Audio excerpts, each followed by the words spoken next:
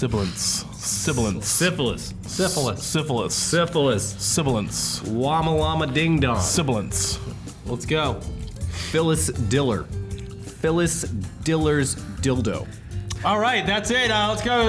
Welcome to the AMA podcast. AUA. Oh, yeah. I think we should just change the name to the ETC podcast. Sure. Because the format's just become a vessel for whatever the hell we put it in. Yeah, this is whatever we want to do at this point. Yeah, but we still Who source cares? all of our questions from Reddit. We got a special there's guest. from Twitter. There's some from Twitter. And Twitter, too. Matty Samita. That's me. I'm here. So what would you say it is you do here at Machinima? I think the question is actually, what don't I do? Yeah. It's Here. probably a better way to He frame does it. everything. You got Guys. editing, Yes. cameras, Down. audios. Yeah. Yes. Writing. Right. I will write sometimes. Multiple edits in one day. You know, we got those Very multiple fast. edits sometimes. Producing. Yes. Yeah. Emailing Emails. Yeah. Meetings. people. Meetings. Driving in from Redondo Beach. commuting. Yeah. Commuting. Yeah. That's actually my biggest job is commuting. And Yeah. Vegas trips. You're our Vegas Correspondent. representative. I'm the senior Anytime Vegas we go to- correspondent. Yeah, anytime we go to Vegas, it's you. Yeah. Let's Get right. into the questions. Oh, someone's gonna get that reference. Yeah. Let's start with Monkeys That Fly. Friend of the show. Monkeys Friend of That the Fly. show on Twitter. Meme Machine. He asks, in all honesty, do you really want to cancel TUGS? Sort of. It's a loaded question because do I want it to go on forever? Probably not. I think there's... Yeah, I think It's like the Seinfeld shows.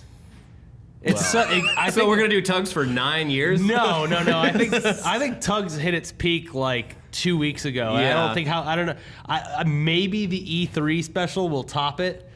Even though I have no idea what we're gonna do as an E3 special. I think if we could do TUGS like as a full-time job, it could Yeah, really it'd be great. It would be the best fucking gaming show on YouTube. But having to come Yeah. up with shit every week and with only having 2 hours to do that, basically. Yeah. Basically, that show is thrown together last minute because no one gives a shit and that's on it. At this point, it's basically like a really shitty week in review of everything that Matt already covered on Inside Gaming, Well, that's- told from a more uninformed perspective. The reason I like it is that it's just us really loose and not giving a shit about anything, and I think that's why people like watching it too. But also, I have no business in the gaming news space. Well, here's a question. Do most of the people reporting on gaming news in the gaming news space have business doing that? No, none of them do. Or are they just a decent-looking face who knows how to read? Everyone that does gaming news is a person that isn't smart enough to do game development, but they still want to be involved in gaming somehow. Or they're interviewing for a job as a community manager, which Yeah. I see happen a lot of Great times. jumping off Yeah, point. yeah. And then I you think make those big bucks. I'm a little detached. And there's a from, difference. There's a difference between people who strictly do gaming news versus people who do Right. gaming entertainment, like the guys over at the Funhouse. Those people are Right. entertainers. The Good Times place. Yes. Yeah. They are entertainers. Damn it. I was gonna say I'm a little detached from the Tug show. I don't Yeah. write, produce, or anything. I'm just like a viewer of the show. I would say it's a good commentary on gaming shows because they do take themselves a little too seriously on YouTube, like calling themselves journalists. And when at the end of the day, like I think the best journalism of gaming is just Let's Plays, just watching Yeah. people play the games. If you are watching them and they look like they're having fun, that you Nobody's wanna have, breaking that's stories. journalism. That's what the whole thing about the show is. Nobody's breaking stories Yeah, in the there's gaming news space. There's no huge exposés, and wherever there are, it's it's something that doesn't even need to exist It's anyway. not related to the actual Yeah, games. and It's something it's behind all the scenes. it's all based on press releases, rumors, and trailers. Yeah. Yeah, it's not like with movies where they're filming Deadpool in Canada and anyone with a camera can just Yeah. walk over to where they're filming and Yeah, it's not like there's some guy at Bethesda right now with a phone taking pictures of their Fallout 4. Yeah, and having been inside of a couple game studios on shoots, that shit is like Fort Knox. No information that isn't controlled is getting past those doors. And I don't think it should. You want to see you don't want to, if you were to secretly go into Bungie and shoot a guy's screen, it's gonna be a guy working on a guy moving his arm, for 4 hours. Yeah. Like, you want to see the final product. Like, who cares about the But secret? what if that arm being, puppeted was Gordon Freeman's arm? Yeah, there you go. Half-Life 3 confirmed. Yeah, I see. That's why I like this show. I think I agree with you. It is kind of a commentary on gaming journalism more than a gaming news show. It's kind of us going, look how stupid these stories are. It's the same thing with a lot of our daily shows. Yeah, I think we've become more and more jaded to the fact that we're just parroting press releases and delays or confirmations or something like that. And it's like, yeah, sure, it's news, but I don't think people are watching it just because it's news. I think they're watching it because we're gonna make fun of it, or we're gonna not to toot our own horn, but the real difference between ETC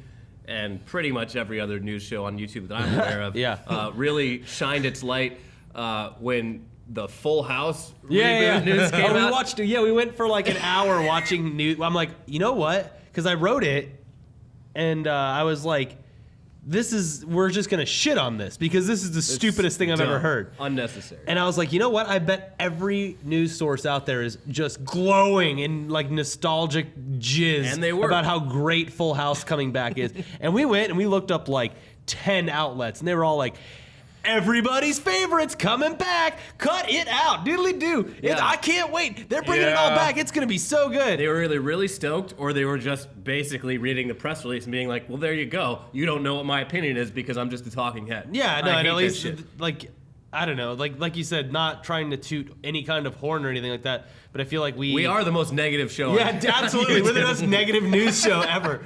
It's because we do glorify things that we like and think are cool. Yeah. But there's a lot of stuff out there that's just so stupid Yeah. that people just like fucking love. And it's the same with gaming news, entertainment news. It's like all that stuff. it's just fucking entertainment. Like, don't take it so seriously. The fact of the matter is there's more writing, producing, filming, and general content coming out of reporting on entertainment nowadays because of YouTube than actually exists in the real medium. Like, there's probably thousands of hours of Avengers coverage just between what are the bigger outlets like us, IGN, What's Trending, any of those big outlets, Right, and then not even to mention like Entertainment Tonight, Extra, all that stuff. Like, think about how much content there is based on a movie that comes out and it's 2 hours long. And that's just video. Like, we filter all the stuff coming out of blogs, and, and that there's even more of that. Yeah, you can just use like the sample. I commonly reference like Comic-Con as a good sample of that, and like most of the people I know going, they're going to cover it. Yeah. And I don't know anyone who's going just to go. Like everyone's there to cover, but that's because you're not 15. So everyone's covering it to watch each other's coverage. And what do you think of the Spider-Man footage and all that it's stuff? just so funny because every year we go to Comic-Con and we've never been in a Hall H thing ever because it's just not worth our time. Because we just I'm go not gonna back, wait 6 hours. Yeah, we go back to our hotel room. It's already and on the all internet. there, Yeah, unless it's like exclusive footage that they only showed there. Well, so actually going to Comic-Con, the only people that I know that go there just to go and not cover shit are people that go to shop. They go there to get Comic-Con exclusives. They go there to get dolls. They go there to get the posters, Mondo posters and stuff like that. And they go for the experience afterwards, the parties and stuff like that. Right. But I say, like kids, it's like going to the fair, the Ren Fair or the county fair. Whatever. Really expensive fair. And they want to get dressed up. They want to see their heroes. They want to meet the people that make the stuff. So it's cool for them. But, I go for work. I've never gone for fun. I went to E3 1 year for fun and hated it. We've really gone off on this question. That's fine. Gaming journalism. It's As a follow-up, who had the TUGS idea? He deserves a Nobel Peace Prize. That's me. I fought it for weeks. Yeah. No, so Funhouse or Inside Gaming left to become Funhouse. Yeah. There was no gaming content on Machinima for about 8 weeks or something like and we that. were we're always looking for stuff to fill the void of days where we don't have content go up. And I was like, well, let's just do this and just see if people will watch it.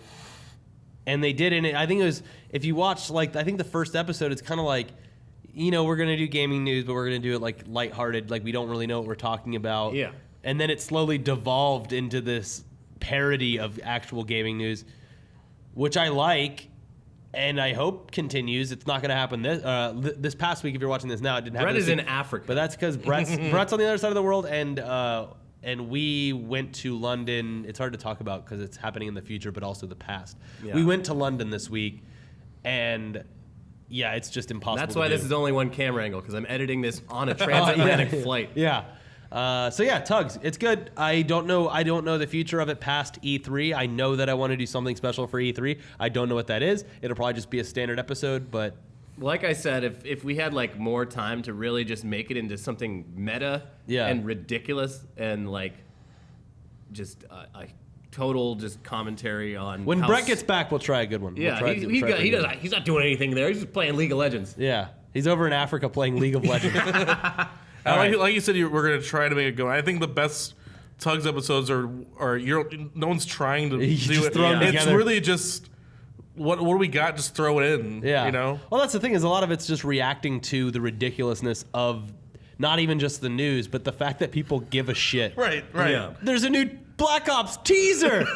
In this one, you get to see digits flying around. Who gives Yeah. a shit? Yeah. I wish actually it started earlier during the whole Mortal Kombat character reveals. Oh, yeah. Because that was just insane. There was Well, that's no the thing gaming too. news Is for a long that's time. what's going to be good about E3 is there's going to be a bunch of new gaming news that we can just be like because when it's the same. Like it's hard for me to like really roast gaming news because it's the same with entertainment news. Yeah. But it's like all the shit comes out and people fucking lose their minds. Like when the Star Wars trailer happened, it's like, yeah, that's a badass trailer, but people are like just, Yeah, that's what I mean, it's worth Star doing Wars a show. is important. Yeah, I in think so. that, like, It's not really important. Well, it's not saving the That's world. why but like, journalism isn't real for gaming and movies. at least the Star Wars trailer, at least, was, I would say, especially notable in the landscape of all the other shit we covered. Yeah, whatever. But you know, Yeah. they're remaking everything. Let's get on to a different, Okay. topic. That last question was from El Capella. Yeah. Anyway, next question.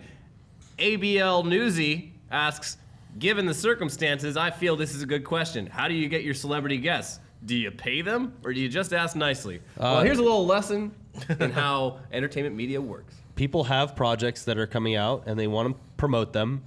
So they reach out to news outlets and they ask if their people can promote them there.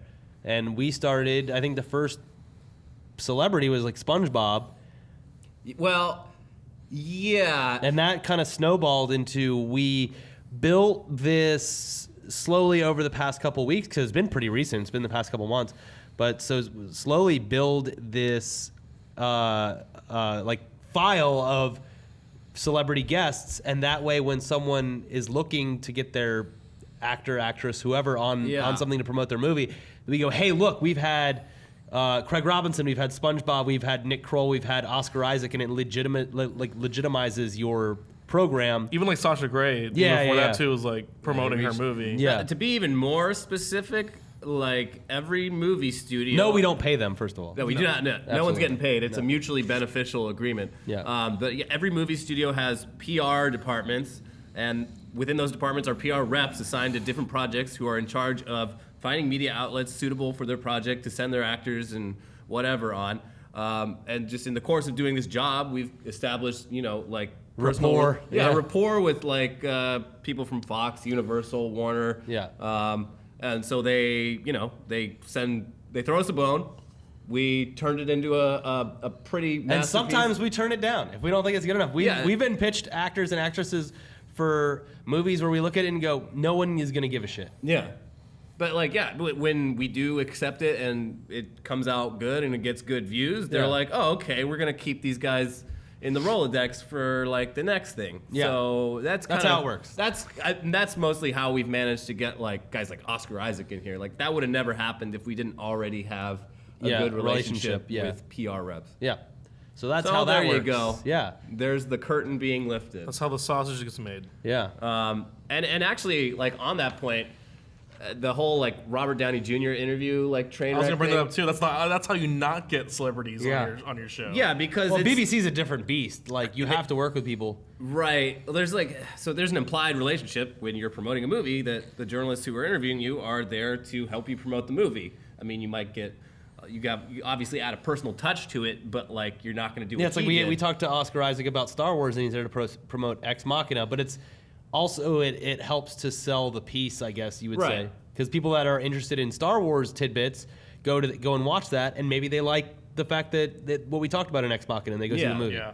So. Or today, like there's a lot of Tomorrowland junkets going on right now. So Brad Bird, director, is getting a lot of questions about Incredibles 2. Right, because that just dropped. Then that creates news. So the it'll be a Tomorrowland junket, but the headline is Incredibles 2 confirmed. Yeah. Every time I go to a junket, they give you 4 to 5 minutes generally. I'll try to do the first 2/3 to 75% about like on topic, and then throw one in that's just kind of either completely off topic or related to something that they're working on. Upcoming project. Yeah. That way everyone's happy. Gets what they want. Yeah. Let's see. Next one is from JDex13. What was the first video game you pulled an all-nighter playing? Ooh. Probably GoldenEye. Yeah, because you can stay up with friends. Yeah, it was like sleepovers in, I guess that was like 6th grade-ish. Yeah, just all night. By the way, you're going to have to edit out all of my, like, because I'm still sick from New York. Can you not lean in when you're... Oh, God. Jurassic Park for SNES. Me and my cousin stayed up all night trying to beat that game. I don't even remember that game. Yeah, it was like a I can't even describe it. It was kind of like a old it was Americanized RPG sort of thing. Nice. It was cool. I don't remember much of it. I just remember that we literally played all night until the sun came up and finally beat it. So that was. Well, yeah. Mine is Diddy Kong Racing for the Nintendo 64. Wow, Evan loves that. Evan, right? You're a fan too. This is the first game I actually built a group of friends around, and it was a great 64? game. You had 64. I You ever played this game? never played this game. So no. I first got this game it came with. One night my family got Pizza Hut, and they threw in a CD disc which had a clip from Diddy Kong Racing. Wow. Yeah. And it got my brother and I super pumped on this game. We're like, oh, when this game comes out, we're buying it. So that was my Christmas present that year. I usually got like one game for my birthday and one game for Christmas. So I had Diddy Kong Racing, and my friends would come over and we'd play Diddy Kong Racing, have sleepovers, try to beat the game. And was it like Mario Kart? It was like Mario Kart, but there was Evan, you might need to help me with it. There was a cart equivalent of a boat or sea, and a plane. And Very advanced for its time. I don't really remember the character. I mean, Diddy Kong, obviously. It was just Donkey Kong and Conker. Yeah, Banjo. I guess the tertiary Nintendo characters that were not in Mario Kart. I remember another one. I remember we rented, me and my friends rented Mortal Kombat 3 when it first came out at Video Library and took it home and played that all night. Oh, wow. Good old sleepovers. I did a lot of, this is later on, but... I'm going to blow my nose. Oh, jeez. This episode is brought to you by Loot Crate, and if you consider yourself a geek, gamer, or pop culture nerd, then this is a subscription box for you. For less than $20... Oh, what up, Poindexter? For less than $20 a month. For less than $20 a month, you get 6 to 8 items of gamer and pop culture gear like vinyl figurines, comics, shirts, and more. And if you go to lootcrate.com/ETC and enter code ETC, you'll save 10% off any new subscription. Woo! Each month's box is curated around a specific theme, and May's theme is Unite! In this month's box, you'll find cool stuff from Marvel's The Avengers, Power Rangers, Rick and Morty, Team Fortress, and more. This might be the best box Could yet. be a good box. Yeah, you've got until the 19th, so hurry up and go to lootcrate.com/ETC and take a look at some of the cool stuff you can get. After you're thoroughly impressed, you can use promo code ETC for 10% off. That's lootcrate.com/what? ETC. And promo code ETC. All right. It's the show you're watching. Mm-hmm. So are you going to start a change.org petition to bring back an HD remix of Diddy Kong Racing? Oh, I would. I mean, I don't have a Nintendo console right now, but if there was a virtual console version of Diddy Kong Racing, hey, that might be something that the that company that has the phone IP maybe make a Diddy Kong Racing, the mobile games for NES. A DNA, Yeah. guys. If there's anyone DNA watching, Diddy Kong Racing, they're gonna microtransaction the you hell got out of $10 from me right now if right. you can make Diddy Kong Racing for the iPad. That was Now I stay up all night playing Trials Frontier every night. Really? I play it till I pass out every night. I just play until I run out of gas. So you're just like throwing money at it? No. Every time you run out of gas? No, because right now there's a glitch where the map doesn't load very fast, so it's kind of a waiting game. I had that for a couple days, and then it mysteriously disappeared. I'm going to buy a gem pack before I leave on the flight tomorrow. I finally caved and dropped like $15, and I'm pretty happy with it. Like I can actually upgrade my bike. It's so funny how you just I'm playing Marvel First Fight, which I guess is it's just a free to play. You buy gems to unlock characters, and they're all pretty much the same. The way I look at it is that like $1 1 hour. Well, yeah, Spool. and at least with trials, like once I gave them money, they stopped playing ads every fucking 5 minutes for me. So I'm like, all right, well, fine. Yeah. But all-nighters. The only games I've ever done it for were like GoldenEye, like I said, and then I think it was Halo 2, where you could connect 2 Xboxes and 2 TVs. The original Halo, you could do that. It might have been Halo 2 was 1. the first Xbox Live one. Oh, okay. Which for me, that's the other game that I stayed up all night for sure. This is by myself, so it's a little more sad. Is Return to Castle Wolfenstein, which was like the first. I think when Xbox Live launched, like Unreal Championship was the first Xbox Live game, and then I think the big one after that was Return to Castle Wolfenstein. Which was a big, but then when Halo 2 came out, it was all Halo 2. Speaking of staying up all night alone, after I graduated from college in 2008, GTA 4 had just hit the market. I moved back home with my parents, and it was just me and the Xbox 360 for about 2 weeks before I started getting really depressed about just like the status of my life, being like, well, I finished GTA 4 in 8 days. What do I do now? Yeah. I guess I gotta find Definitely a job. had a lot of long night, late night Guitar Hero sessions. Oh yeah, fuck, for sure. Yeah. Everyone over playing some Guitar Hero. Well, let's move on. Yeah, I'm getting tired just thinking about this. I don't do this anymore because actually, I had some late nights with Civ 5 last year. I play Heroes of the Storm pretty late. Well, that's a social game. Not all night.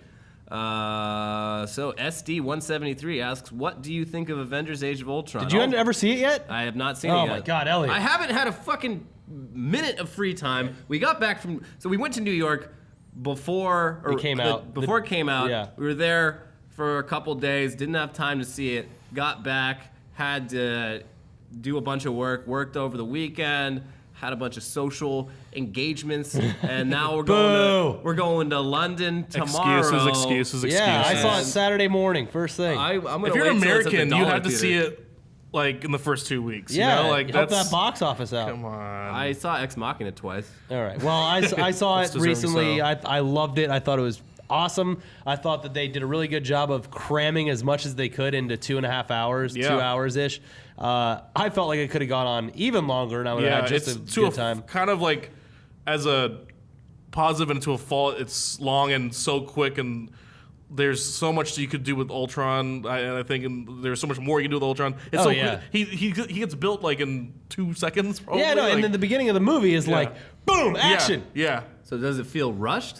Sometimes. I wouldn't say that rush, not the rush that they rushed to make the movie.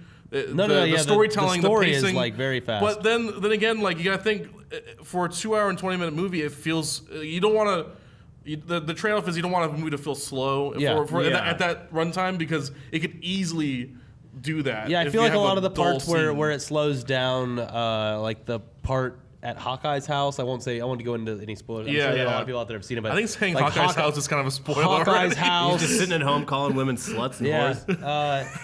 Exactly. Anyways, there's parts of the movie like takes a breather, which I think it needs. But I think overall, like Vision is fucking awesome. Yeah, well, that's good. And all of the fight scenes are great. I don't know. I just had a blast watching it. It was a fun movie. Did you like it better than the first one? I haven't seen the first one in a long time. I liked the movie. I think I liked it probably equal with the first one. I do like how they're you can obviously see how they're setting certain things up for Phase 3. So it's cool. I liked it. So I have a question about this. In a lot of these superhero movies, the big problem I have is because it's getting so repetitive. There's always like the third act is just a major city getting destroyed, and there's no real story. It's just a big fight destroying an entire city. I'm getting tired of that. It's in like Superman, Avengers 1, Star Trek. Yeah, big defender of it. Before you give your well thought out answer, Okay, go for it. I want to say that anywhere that superheroes fight is going to get destroyed.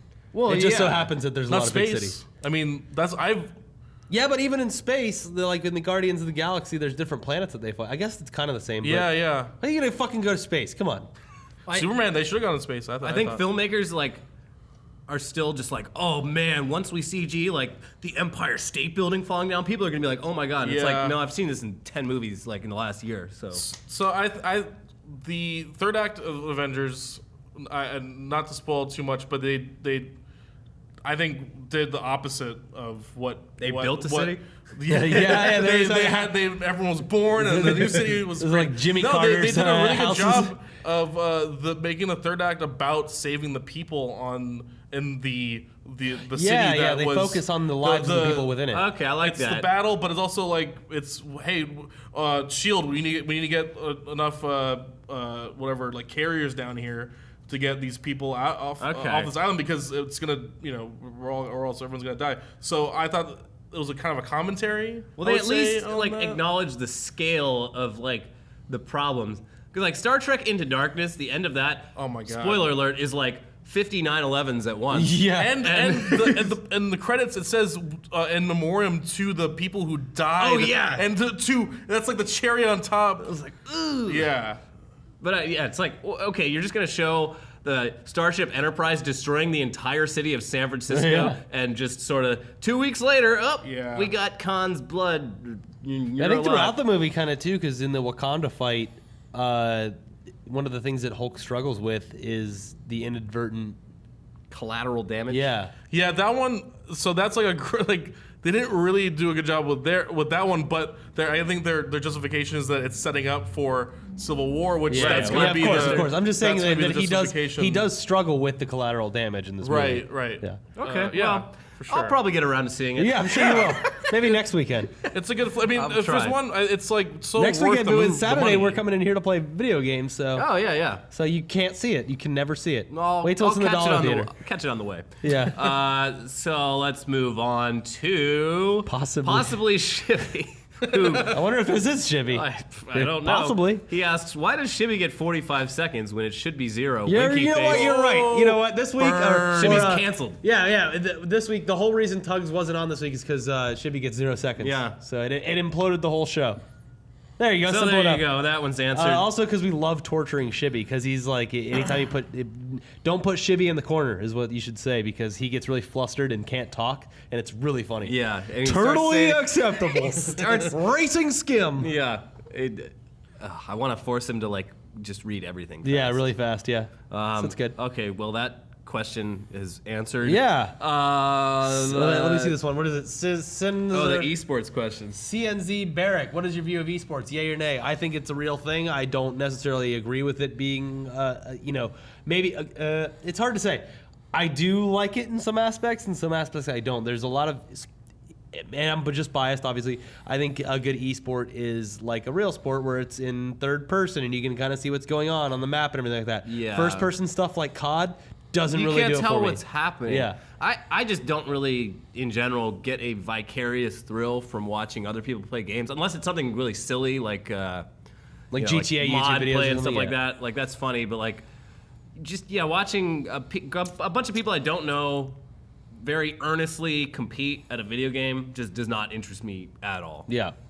I can never really tell when they're switching, like on the COD stuff, Yeah, when they're no, it's switching from tough player to to- player, and then you're you're completely like disoriented because you're switching to a different person's viewpoint, Right. and you have to like refigure out where on the map they are, Yeah. and what they're looking at. I think it's in its infancy, so I think it's so hard to judge because I've been watching. I was not really familiar with like the esports, a lot of the MLG stuff. I grew up watching a lot of Madden videos because I was a big Madden fan. So I watched like Madden Bowls growing up. Yeah. I guess that's like the opposite of esports. It's like playing Esports sports? Yeah, it's ridiculous, and that's not really popular anymore. But But that at like, least has like camera angles built in where like you can sit in a room watching people play Yeah. a sports game and like it's Well, I sort think of that's watching also sports. why like League of Legends and like StarCraft are some of the biggest, because they're that outsiders perspective, the commander's perspective, where you can look at the map and they can move around the map and stuff. But you have this basis in, you're always in the same kind of place. If the camera moves, you're seeing it move from one place to another and following it, rather than cutting to like a, I don't know. It's just, it seems disorienting to me. With StarCraft though, those guys are so fast. Yeah. That I still, like, half the time, I'm like, I don't even know what they're even doing right now. I see just clicks, just 300 clicks a second. Yeah, it's crazy. I did watch a nade shot montage for the first time, and it is, I mean, it's pretty impressive. Montages are cool. Like I watched like this. He did like 100 round, his like team won 100-0, and just watching like the montages of that, like it's just to how much they've been an expert, become an expert at their like it is. They aren't training as much as like a LeBron James would train, but in a I different don't way. know if it's that's the like It's a same. sport because it's competitive, and it's, I mean, even though it doesn't use your body as much, it uses your mind. But that kind And of that's stuff, why my argument about chess. Chess like, is a sport. good montages are less NBA and more Harlem Globetrotters. Yeah, that's true. Because it's like, it's a spectacle. Right. Yeah. It's not happening now. But that It's montages pre-recorded. are the spectacle of the actual sport, which is competitive. Yeah. And they gave us montage parodies, which I am In 10 years, super we're all going happy to look about. back on this and be like, What a bunch of old farts. they should have known this, that esports are. Yeah, that's why I think it's so new. I'd rather watch esports than baseball. I think there's gonna be I think that the way that's broadcasted, it's taking a lot of tropes from sports broadcasting. You know, two commenters. You know, the you see the map and you see like the competitors. Like I think the way that we view these broadcasts are going to change completely in the next 10 years. And maybe it's something with like Twitch becoming more of a software. Like you can choose your angle you watch, rather than being like a live director. Your thing, So if you have a favorite player, you just watch his camera. Exactly. So if you don't like those COD streams, you're watching one player and you're seeing like the silhouettes of everyone else. Yeah. It's like weird because it's like can they see that? You know, it's like my girlfriend saying like, "Is a yellow line on the field?" Yeah. Here's a crazy foretelling of the future. So, Microsoft HoloLens, you can do the like Minecraft building blocks thing. Imagine for like a Call of Duty game, you see the whole map in front of you, like a miniature like board game map in 3D, and you can like move it around and see what's happening on the game. Sure. Like League of Competitors. Legends, like 3D, like that. That would be fun. Okay. Think about that. Sure. Yeah. I think that's a pretty good idea. So we should probably make this. So esports will be for the richest 1% of the population. By then, the HoloLens will be in every home. True. Everyone will be okay with being poor and hungry because they have their haptic suit and their goggles. I started reading Ready Player One. Oh, that's great. All right, let's move on. What's the next one then, Matty or Elliot? Edge of Heaven, friend of the show. Friend of the show. Asks, what is it that keeps you coming back to work every day besides a paycheck? A paycheck. Pretty much nothing. No, the fans, man. I'll tell you what. It's true. I'll tell you what. I have never felt so insanely happy in I think probably in my life than when we were in New York and a bunch of people showed up to come say hi. That was the most insane thing I've ever experienced. Equal parts like gratifying and humbling. Yeah. I totally love all the fan interaction stuff. That fucking hashtag yesterday. YouTubers Honesty Hour. I was going through like all the mentions of that, and there was, I mean, I'm sure all these people were telling the truth, but like, it was just like, being honest right now, do it for the fans. Like, well, you're also fucking rich. Yeah, you're getting paid. like I'm talking about actual YouTubers, not people like us who come to an office and make a salary. Yeah. There's like big, like 20 million subs people are just like, nope, without the fans, I wouldn't be doing this. Yeah, no, I think it's I don't it's know. also like, because when I first came here and I was just doing, I mean, I was kind of like a community manager when it came, so it was kind of fun to interact and stuff like that. But through the middle part of my career at this company, like, it was just a paycheck. I was getting paid just to edit or just to do this or just to do that. And that all changed when not just when we took over the channel, because everyone fucking hated us for like a month or two. Yeah, it was brutal. But once the tides changed in probably like, I'd say like the pinnacle moment of the tides changing were probably like November, December, once we had our shows in place and we were executing on them. Right. Being able to go into the comments section and not feeling like I was getting abused was like a great feeling. So Well, that's just because I banned everyone. Yeah, who true, ever thanks. said a bad thing. For no, like 2 months, I banned 1,000 people. For the most part, look forward to going into the comments and seeing what people have to say about the videos. I love logging into Twitter and being like, Yeah. oh, when I see people that are like, dude, your videos are awesome, thank you for making them. That's what makes it. Or more getting worth like memes and fan art made of us. Like that's yeah, that's crazy. great and weird, and I like that. So I mean, I hate using like I think I hate the word YouTuber and I hate Yeah. the word famous because famous is meaningless now. yeah, and I hate the word fan too. I just always consider Yeah, viewers viewers. or yeah. Supporter or just Yeah, I don't know. I like Fan sounds weird. The kind of funny guys I think put it really well. They call them their best friends. Yeah. It's really like that's so it is kind of cheesy to say, but Yeah. they when I was like really young watching shows like Dig Nation, watching shows like Totally Rad Show, like Yeah. I was hanging out with those guys. Virtually. More than I would see like a lot of people, and I would think like they're like kind of like my friends. Like Yeah. I'm hearing them talk about movies, I'm hearing them talk about these stories, and I think it's cool. Like people like Greg Miller, I consider like he calls them their viewers his best friends because it's kind of like that's a better way to put it than fan because Yeah. Well, that's the thing. It was weird, like reacting in New York when people were like, "Oh, blah, blah, blah, like, oh, can you take a picture of me or whatever?" I was just like, "This is weird to me because I don't like we're equal. Yeah, there's like, why are you asking there's my no permission? Like we're not on a pedestal or Yeah. anything like that. We're just like you, and you could do this. Yeah. that's why I think it works. Yeah. That like when you say fan, you think like I'm a fan of Tom Cruise, and he's Yeah. so like Right. put on a Untouchable, pedestal. But now in this media landscape, it's really the people in New York. Yeah. Could very well have YouTube channels next year. Yeah, that exactly. that are dope. Yeah, monstrously Yeah, crushing exactly. us. It's crazy And most how of them that probably. happens. But yeah, that's why just the big like I think if like MTV came tomorrow and we're like, Ricky, you want to hire? We'll give you. There is always a price, but Let's get down I would to say it. if it was a decent raise, but it was like we want you to be behind the camera and just write this thing, I'd be like, no, I have more fun like doing this for people and being able to like see the reaction to not just our writing or our producing or whatever, but also like us on camera. One thing I really like is There's always a price. the. I really, MTV, if you're out there, there is a price. I mean, I like how I can like make a video that gets 150,000 views in like 48 hours, and get my Twitter blowing up with people saying nice things and shit, and then I can fucking go to Vaughn's and go shopping, and no one gives a fuck about who I am. Yeah, exactly. I love that. Yeah, that's great. That's great. Yeah. But maybe that. Everyone knows I can't go to Marshall's. You can't though. go to Marshall's because Marshall's employees are required by Law their to watch CEO ETC, is yeah. like, you Huge gotta watch fan. this. You gotta watch this show.